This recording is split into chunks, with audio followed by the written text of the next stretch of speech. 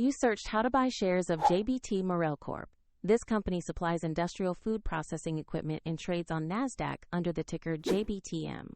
This video is for educational purposes only and is not financial advice. To buy shares, you need a brokerage account. I use eToro as an example to show the steps.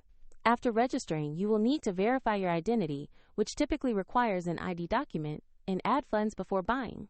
Use the platform search box and enter the ticker JBTM to find the correct listing.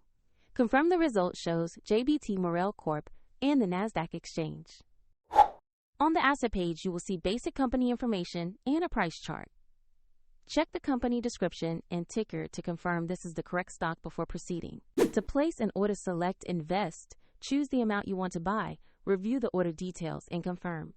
If the market is closed, the order can be scheduled or executed when markets open. And if you lack funds, the platform will prompt you to add money before confirming. After execution, the position appears in your portfolio, and you can monitor it there. A link to the example broker is in the description if you want to review the platform details.